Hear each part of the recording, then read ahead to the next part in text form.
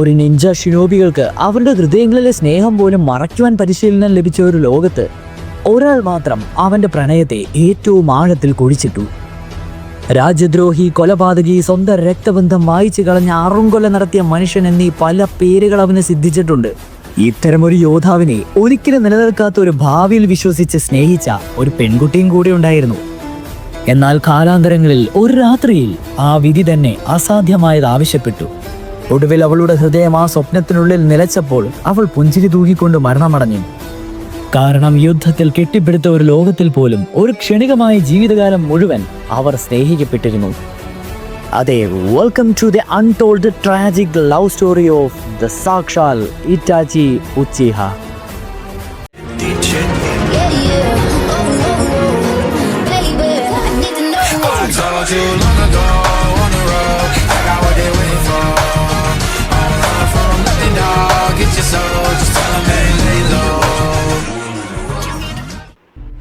Okay fine, Itachi ഉച്ചിഹ.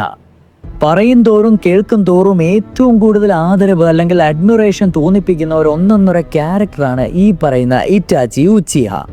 ഒരു വംശത്തെ തന്നെ ഇല്ലാതാക്കിയ ഒരു ഒന്നൊന്നര യോദ്ധാവായും സ്വന്തം അനിയനെ ജീവനേക്കാൾ ഉപരി സ്നേഹിച്ച ഒരു ചേട്ടനായും അതിലും ഉപരി വീരപരിവേഷവും കെട്ടി രാജപട്ടത്തിന് അർഹമായ ഒരു യോഗ്യതയ്ക്ക് വഴിയൊരുക്കിയ സാക്ഷാൽ മരണമാസി ക്യാരക്ടറായിട്ടുള്ള ഇറ്റാച്ചിനെയും എല്ലാവർക്കും അറിയാം.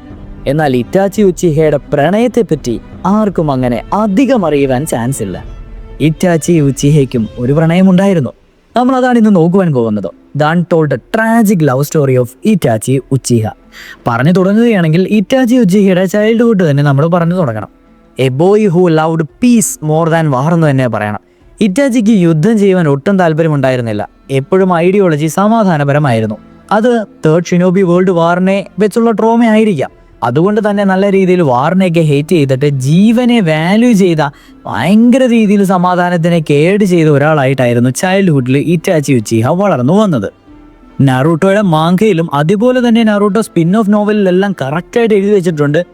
Itachi ഉച്ചിഹ third shinobi world war കണ്ടതിന് ശേഷം ഇമോഷണലി ഭയങ്കര രീതിയിൽ മെച്യൂർ ആയിട്ടുണ്ട്. ഏർലിയർ ദാൻ ഹിസ് ഏജ് എന്ന്, അതെ, പ്രായത്തിൽ കവിഞ്ഞ പക്വത എന്നൊക്കെ നമ്മൾ പറയുകയല്ലേ, ആ ഒരു സെറ്റപ്പ് ആയിരുന്നു ഇറ്റാച്ചി.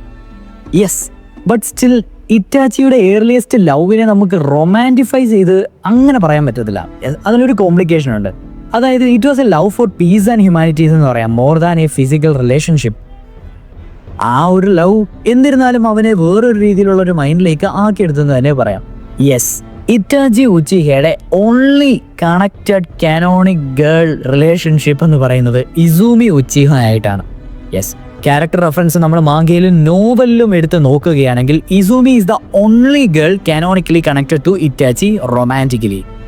യെസ്, ഇനി നമുക്ക് അവരുടെ റിലേഷൻഷിപ്പ് നോക്കാം. ഇവരെങ്ങനെയാണ് കണ്ടുമുട്ടി പരിചയപ്പെടുത്തുന്നതൊക്കെ അറിയണമല്ലോ. ഇവർ സത്യം പറഞ്ഞാൽ ക്ലാസ്മേറ്റ്സ് ആയിരുന്നു. അതും കൂടാതെ ഉച്ചിഹ വംശത്തിൽ ഒരു ഫെലോ ഉച്ചിഹ ക്ലാൻ മെമ്പറുമായിരുന്നു ഈ പറയുന്ന ഇസൂമി ഉച്ചിഹ. ഇവര് ക്ലോസ് ഫ്രണ്ട്സുമായിരുന്നെന്ന് നോവൽ അണ്ടർലൈൻ ചെയ്ത് പറയുന്നുണ്ട്. എടുത്തു പറയുകയാണെങ്കിൽ ഇസൂമിക്ക് ഇറ്റാച്ചിനെ നല്ല രീതിയിൽ ഭയങ്കര ഇഷ്ടമായിരുന്നു. ഈ അഡ്മിറേഷൻ ആയിരുന്നു. ഇറ്റാച്ചി ക്വയറ്റായിട്ട് നടക്കുന്നതും അവൻ്റെ ഉള്ളിലെ കാര്യങ്ങളൊക്കെ മനസ്സിലാക്കി അവനോട് കൂടുതൽ അറ്റാച്ച് ചെയ്ത് പ്രണയം പൊട്ടിയില്ല എന്ന് പറഞ്ഞിങ്ങനെ നിൽക്കുകയാണ്. ബട്ട് ഇവൻച്വലി നമ്മുടെ ഫ്രണ്ട്സ് എല്ലാം വന്ന് നമ്മളെ കളിയാക്കുമല്ലോ, അവന് നിന്നെ ഒരു നോട്ടം ഉണ്ടല്ലോ, അവൾക്ക് നിന്നെ ഇഷ്ടമെന്നാണ് ഒരു കരക്കമ്പി എന്നൊക്കെ പറയാം. അതുപോലെ ഫ്രണ്ട്സും ഇറ്റാച്ചിനെ ടീസ് ചെയ്യുന്നൊക്കെ ഉണ്ട്.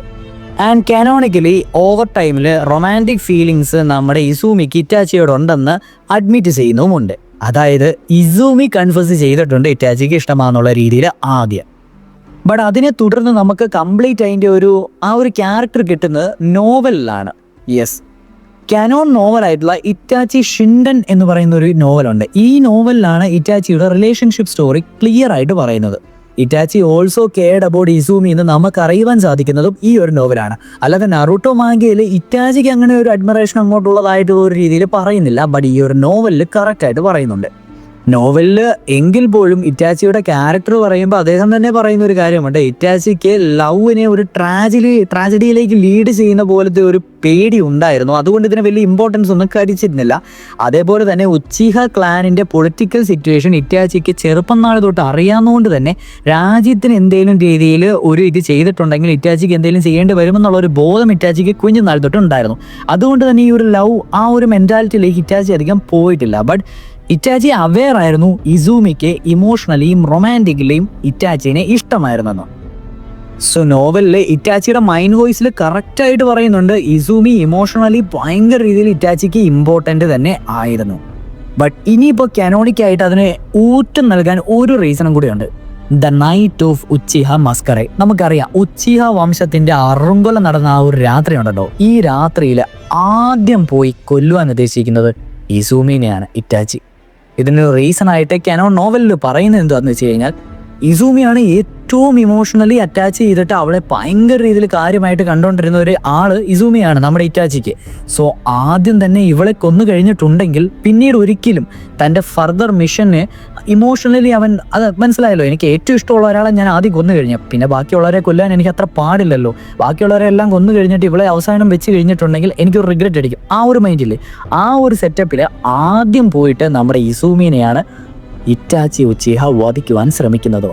ബട്ട് അതിലും ഒരു ട്വിസ്റ്റ് ഉണ്ട്. അതായത് ഇറ്റാച്ചി അവൈഡ് ആയിരുന്നു, രണ്ടുപേർക്കും അങ്ങോട്ടും ഇങ്ങോട്ടും ഇമോഷണലി കണക്ഷൻ ഉണ്ട്. സോ ഇറ്റാച്ചി നോർമൽ രീതിയിലല്ല നമ്മുടെ ഇസൂമിനെ കൊന്നത്.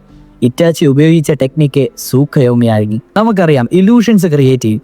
ഇതിൽ ക്രിയേറ്റ് ചെയ്ത ഇലൂഷൻ ആവട്ടെ ഇറ്റാച്ചിയുടെ ഒപ്പമുള്ള ഇസൂമിയുടെ എൻറ്റയർ ലൈഫ്, അതായത് കൊല്ലുവാൻ ചെല്ലുന്നു, സൂക്കയോമി ഉപയോഗിച്ചിട്ട് ഇസൂമിക്ക് എന്താണോ വേണ്ടത്, ഇസൂമിയുടെ ഏറ്റവും വലിയ ആഗ്രഹം എന്ന് പറയുന്നത് ഇറ്റാച്ചിയുമായിട്ട് കല്യാണം കഴിക്കുക, അവരുടെ ഒരു ഫാമിലി ലൈഫല്ലായിരുന്നു.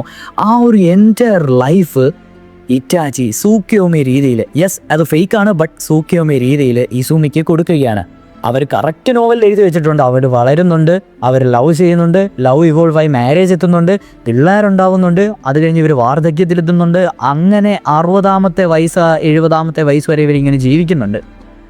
അതായത് ഇസൂമി ആഗ്രഹിച്ച ജീവിതത്തിൽ ആഗ്രഹിച്ചിട്ടുള്ള കറക്റ്റ് സാധനങ്ങളെല്ലാം നമ്മുടെ ഇറ്റാച്ചി ഈ ഒരു സൂക്കയോമി രീതിയിൽ കൊടുത്തു. ഈ സത്യം പറഞ്ഞാൽ പുറമേ നിന്ന് നോക്കുമ്പോൾ 1 സെക്കൻഡും ആയിട്ടുള്ളൂ, ബട്ട് ഒരു ആയുഷ്കാലമുള്ള ജീവിതം ഫുള്ളും അവരൊരുമിച്ച് ജീവിച്ച പ്രതീതിയായിട്ടാണ് ആ ഒരു സൂക്കയോമി ഇറ്റാച്ചി നമ്മുടെ ഇസൂമിയുടെ മേൽ പ്രയോഗിച്ചത്. കറക്റ്റ് നോവലിലെ ലൈൻ എടുത്ത് പറയുകയാണെങ്കിൽ, in reality this illusion lasted less than a second. For Izumi it felt like an entire life time with Itachi. അതുകൊണ്ട് തന്നെ വാർദ്ധക്യത്തിൽ അവൾ മരിച്ചപ്പോൾ ചിരിച്ചുകൊണ്ടാണ് അവൾ മരിക്കുന്നതെന്നാണ് പറയുന്നത്. ഈ ഒരു ടൈമിൽ one of the most tragic ആണ്. സോ അങ്ങനെയാണ് നമ്മുടെ ഇസൂമിയുടെ ലൈഫ് എടുത്തിട്ട് തുടർന്ന് ഉച്ചിഹ മസ്കറയിലേക്ക് നമ്മുടെ ഇറ്റാച്ചിയിൽ പോകുന്നത്. നമുക്കെല്ലാവർക്കും അറിയാം ഇത് സത്യം പറഞ്ഞ ഒരു അൺടോൾഡ് ട്രാജിക് ലവ് സ്റ്റോറി തന്നെയാണ്. ഇങ്ങനെയും കുറേ പേരുടെ പറയാത്ത രീതിയിൽ അറിഞ്ഞിട്ടും കുറേ സാക്രിഫൈസ് ഒക്കെ ചെയ്യേണ്ട റിയൽ ലൈഫ് എക്സാമ്പിൾസും ഇഷ്ടം പോലെ ഉണ്ട്. സോ അധികം പരാമർശിക്കാത്ത എന്നാൽ ഉള്ളതിൽ തന്നെ ഏറ്റവും നെഞ്ചിൽ കൊള്ളുന്ന ടൈപ്പുള്ള ഒരു ലവ് സ്റ്റോറി തന്നെയാണ് ഈ പറയുന്ന ഇറ്റാച്ചിയുടെയും നമ്മുടെ സ്വന്തം ഇസൂമിയുടെയും ലൈഫിൽ നടന്നിട്ടുള്ളത്. ഇത് കാനോണിക്കലി അത്ര ഇമ്പോർട്ടൻസ് ഇല്ലാത്തതുകൊണ്ടും പിന്നെ നമുക്കറിയാമല്ലോ മെയിൻലി നോവലിലാണ് ഇത്ര ഡീപ്പായിട്ട് ഇത് പറയുന്നത്. കാനോൺ മാങ്ങ ഇവൻറ്റ്സിൽ ഇത് അധികം പരാമർശിക്കുന്നില്ല.